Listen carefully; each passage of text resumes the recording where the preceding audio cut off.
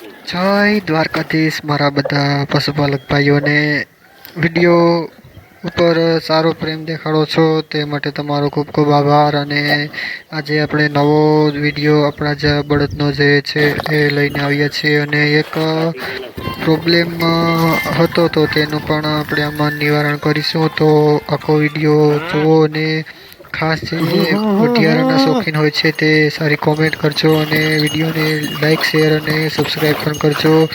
તો આજે આપણે આપણા વઢિયારાને ફરી એકવાર નિહાળીએ. તો જો આ જે છે એ આ બળદને પગમાં વાગેલું હતું, તો તેનું આપણે શું નિરાકરણ કરીએ છીએ તે તમે છેલ્લે સુધી. તો મિત્રો આજે આપણે ટોપિક પર વાત કરશું, પણ તેની પહેલાં એક વાત કહી દઉં કે જો તમે પણ બળદના શોખીન હોય તો અત્યારે આપણા જે સમાજમાં એવી ભ્રાંતિ ફેલાઈ ગઈ છે કે તમે તો દેશી માણસ છો. અરે ભાઈ, આ જે એના મનમાં જે હોય તે સમજવા દેવાનું, બાકી બળદ રાખવી એ કંઈ સહેલી વાત નથી. અને મિત્રો તમે જુઓ, જ્યારે આપણા પૂર્વજો બળદ રાખતા એ પણ શોખની જેમ, રાજાની જેમ, જે એક નંદી અને બળદ જે હોય તેને સાચવવો પડે છે. અને તમે એક વાત અત્યારે પણ હું તમને કહું છું કે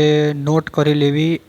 અત્યારે જે ખેડૂની અથવા તો જે ખેતી કરતો માણસ હશે એની પાસે સારામાં સારા બળદ જે સુખી કહેવાય છે ને, કે સુખી રહેતા હશે, એની તમારે ખેતી અને તેની આર્થિક અને શારીરિક જે સામાજિક તેની પરિસ્થિતિ છે એનું થોડુંક આંકલન કરી લેવું.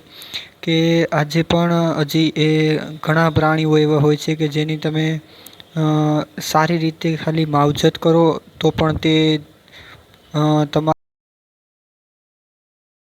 તમારા ઘરે એ બળદ સુખી હોય તો એની અંદરથી જે પોઝિટિવ ઉર્જા નીકળે છે એના લીધે એનાથી તમે બહુ લાભ પામી શકો છો. અને તમારે આ વાતનું ખાસ ધ્યાન દેવું કે બળદ જે છે તે તમારી ખીલે હોય ત્યાં સુધી પણ, અને તે કોઈને ખેડૂને વેચો તો તેની પણ થોડીક તમારે ધ્યાન દોરવું જોઈએ કે સારી રીતે માવજત અને સારી રીતે સાચવણ થતી હોય તો એ ખેડૂ કોઈ દિવસ પણ કહેવાય છે ને કે નબળો હોતો નથી. અને જે આ એ અલગ વિષય છે, પણ હવે આપણે વાત કરીએ તો આ આપણા જૂના વ્યુઅર્સ તો જાણતા જ હશે કે આ કાંકરેજ નસલના કચ્છથી અમે વઢિયારા લઈ આવ્યા હતા. અને અત્યારે તેની ઉંમરની વાત કરું તો પશુપાલક ભાઈઓ મુખ્યત્વે દાંત ઉપરથી ઉંમર નક્કી કરતા હોઈએ છીએ. તો જે આ જમણી બાજુ ચાલી રહ્યો છે તે 6 દાંતે છે, અને જે ડાબી બાજુ ચાલી રહ્યો છે તે 4 દાંતે છે અને છઠ્ઠા પાડે છે. તો આ વઢિયારી જે નસલ છે તે તેનો રંગ અમુક ટાઈમે બદલતા રહેતા હોય છે. અને અમે વાવણી વખતેનો વિડીયો આમાં એડ કરી દીધો છે. તો મિત્રો બળદની રાખવા હોય તો તેમાં કોઈ પણ જાતની આપણે બિઝનેસની જેમ કાંઈ હિસાબ મારાય નહીં, કેમ કે તે તો આપણે શોખથી અને આપણો કહેવાય છે ને કે સુખ દુઃખનો ભાગીદાર એટલે બળદ હોય છે ખેડૂતનો. તો મિત્રો ખેડૂત હંમેશા, જોકે બધા ખેડૂત સારી રીતે જ રાખતા હોય છે, પણ તોય થોડું બળદ પ્રત્યે જે આપણે રુઝાન છે તે ઘટી ગયું છે. આજે સનેડો અને મિની ટ્રેક્ટર દ્વારા ખેતી કરવામાં આવે છે. તો મિત્રો જે બળદને ખરી નીચે જે ઢેફું દબાઈ અને એ જે ખેતર ખેડી અને ખેડૂતના પરસેવાથી જે કહેવાય છે ને કે જે જમીન ખેડે છે એની રોનક કાંઈક અલગ જ હોય છે. અને એની જે ઉત્પાદન ક્ષમતા પણ વધારે જ હોય છે. તમારે નોટ કરવું. અને જે ખેડૂત જે છે તે આર્થિક રીતે સદ્ધર બની શકે છે. જો બળદ જે છે એ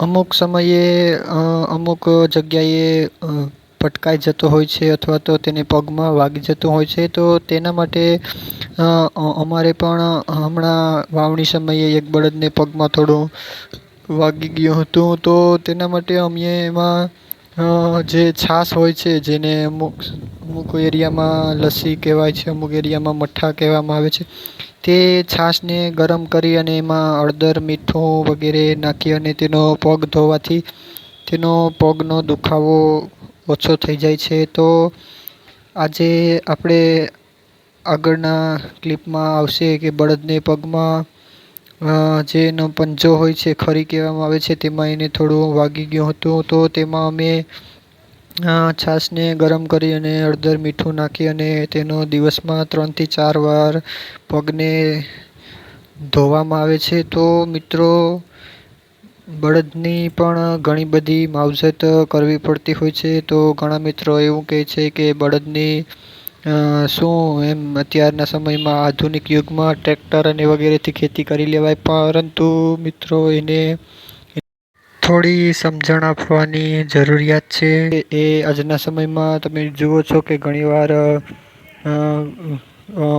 સિટીમાં ઘણા હકલાઓ રખડે છે. તો તે બને ત્યાં સુધી આધુનિકતા પણ જરૂરી છે, પરંતુ બળદ આપણે રાખીએ નહીં એ પણ આપણી થોડીક ખામી છે.